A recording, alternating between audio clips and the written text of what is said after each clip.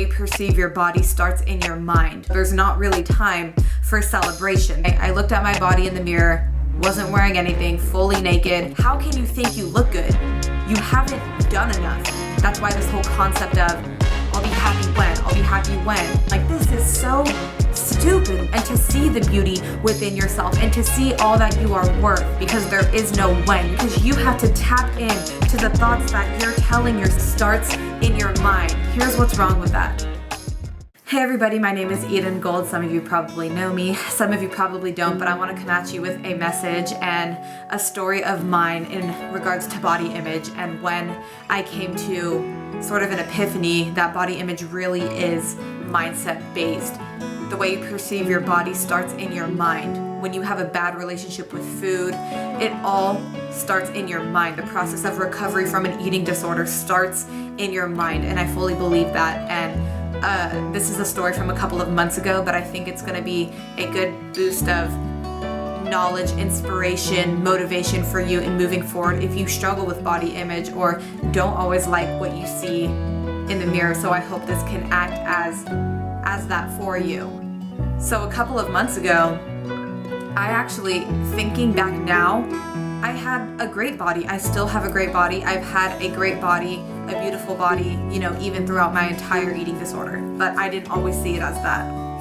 And I was actually making great progress in the gym a couple months ago. And, I didn't always see the results that I was making because in my head I was thinking, I still have farther to go. I still have more to do. So there's not really time for celebration. There's not really time to be happy for where I am now because I still have so much more to do until I get to where I want to be. We're always chasing something. There's never really an end goal because you're always looking towards the next thing. And I remember one night I looked at my body in the mirror, wasn't wearing anything, fully naked, and I liked what I saw. I liked my body. I thought I looked good. And I've done a lot of self-awareness work to where the second that I said that, I tapped into my thoughts and my thoughts were telling me, wait, how can you think you look good? You haven't done enough. You haven't gotten to your end goal. You're not where you want to be. There's no way that you can think you look good because you basically don't deserve to look good when you haven't put in all the work you set out to do to begin with. Faulty way of thinking. Sounds like it. But if you tap into your thoughts and they're telling you a similar thing, I can assure you that this is a negative mind frame you don't want to be in. And it's not true. You can see how that's a toxic way of thinking. And so I remember I changed the position of my body. I turned to the side, turned to the other side to try to find an angle that I looked bad in.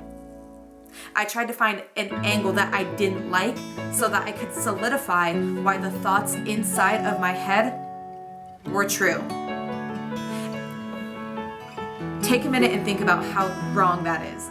You would think I would be accepting and appreciative of my body because it's true, I have made progress, even though before I was fine, then I was fine as well.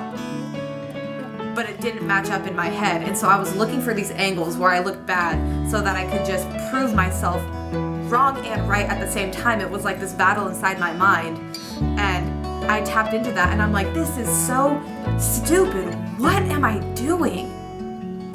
What am I doing? And here's the thing, here's what's wrong with that. Our brains always want to be right. They want to prove us right.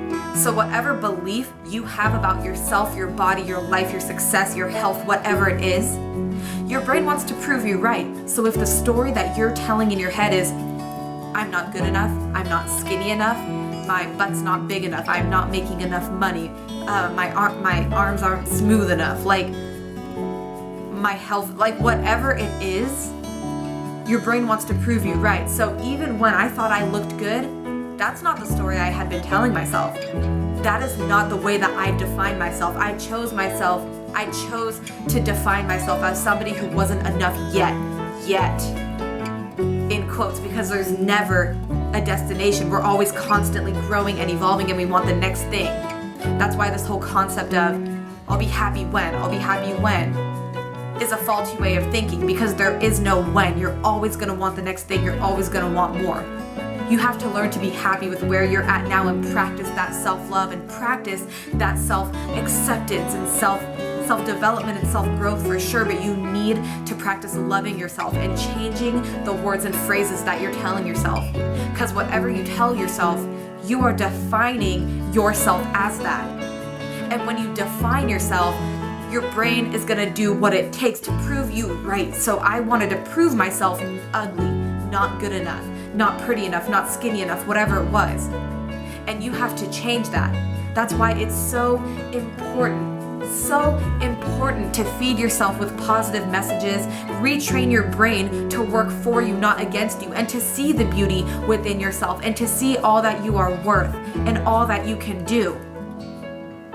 Give your brain a reason to seek out the things that are amazing about yourself and good about yourself, because you don't want to get caught in the mind frame of believing that you just aren't something that you want so badly to be.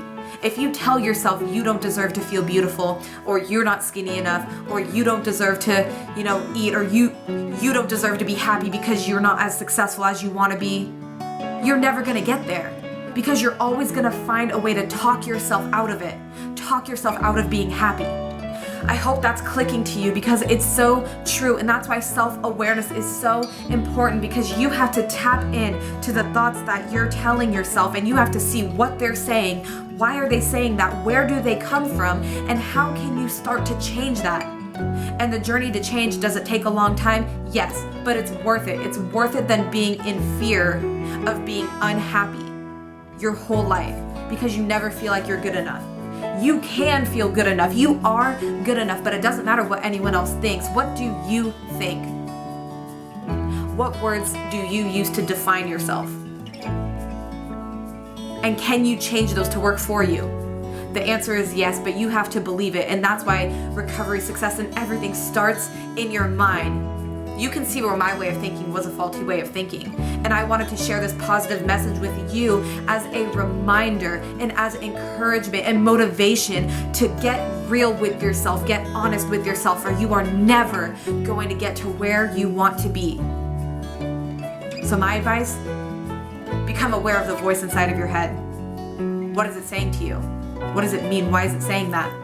If you want more information on this, I wrote a book. I published it last January. It's called 21 Days to Quiet Your Inner Bully. It's free on my website. I will post the link before or below, and it's basically like a course, 21 days to figuring out what those thoughts in your head are and then changing it with a strategic game plan that works for you, but also has room for self-compassion, self-love. You'll get access to my Facebook group. I have to update the link. It's kind of an older version, but if you want it just for the information and the knowledge, some of my stories as well, but to become aware of your own thoughts and to truly begin changing them, I'll post it below, and I hope to see you guys grab it.